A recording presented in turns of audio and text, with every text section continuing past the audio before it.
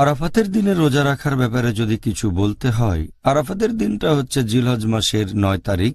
যারা হজ করতে আসেন তারা সবাই এদিন আরাফাতের ময়দানে আসেন, আল্লাহ সুবহানাহু ওয়া তাআলার কাছে দোয়া করেন।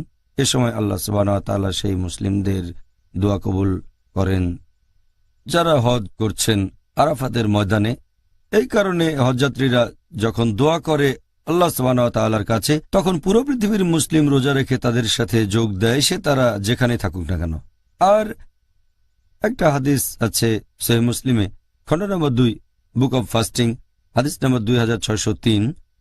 এক লোক নবীকে জিজ্ঞেস করল যে জিলহজ মাসের ৯ তারিখে আমরা যে রোজা থাকি তার গুরুত্বটা কি, তার মানে আরাফাতের দিনে রোজা। নবী বললেন, যদি কেউ রোজা রাখে আরাফাতের দিনে জিলহজ মাসের ৯ তারিখে, তার 2 বছরের গুনাহ ক্ষমা করা হবে। সেখানে একটা বছর হচ্ছে আগের বছর আর অন্যটা পরের বছর। তাহলে আরাফাতের দিনে রোজা রাখার প্রধান কারণ হচ্ছে এতে করে 2 বছরের গুনাহ ক্ষমা পাবো, আগের বছর আর এর পাশাপাশি আগামী বছর। আর এটা নিয়ে কিছু ভুল ধারণা ছিল। কিছু লোক মনে করে যে আরাফাতের দিনে রোজা থাকা উচিত না, কারণ কিছু হাদিসে এরকম কথা বলা হয়েছে। তবে এখানে বিশেষ করে তাদের কথাই বলা হচ্ছে যারা হজ করছে। আর একটা হাদিস, এটা আছে সহিহ বুখারীতে, খণ্ড নম্বর 3, বুক অব ফাস্টিং, হাদিস নম্বর 1988। একবার আমাদের নবী হজ করলেন। সাহাবীগণ ভাবতে লাগলেন নবী তখন রোজা ছিলেন কিনা। তাদের মনে দ্বিধাদ্বন্দ্ব কাজ করছিল। আর একজন মহিলা তখন নবীকে 1 গ্লাস দুধ দিলেন। নবী তখন উটের পিঠে উঠছেন আর তিনি দুধ পান করলেন, তার মানে রোজা ছিলেন না। এই নিয়মটা সেই সব মানুষজনের জন্য যারা হজ পালন করছে।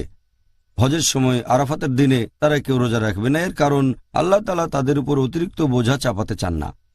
হজ পালন করতে গিয়েই তারা এমনিতে যথেষ্ট পরিমাণে কষ্ট করছে, অতিরিক্ত কষ্ট করার কোনো প্রয়োজন নেই। আল্লাহ পবিত্র কোরআনে বলেছেন সূরা বাকারা অধ্যায় 2 আয়াত 286 যে আল্লাহ সুবহানাহু ওয়া তাআলা কোনো বান্দার উপর তার সাধ্যের অতিরিক্ত বোঝা চাপিয়ে দেন না। আর এছাড়া যেহেতু লোকজন ভ্রমণ করছে, হজ করতে ভ্রমণ করছে, আর ভ্রমণকারীর রোজা রাখা থেকে অব্যাহতি পায়, তাহলে এই কারণে যে লোক হজ পালন করছে, হজ করতে মক্কায় এসেছে, তার জন্য রোজা রাখার কোনো প্রয়োজন নেই। তবে অন্যান্য মুসলিমদের পুরো পৃথিবী জুড়ে উচিত আরাফাতের দিনে রোজা রাখা।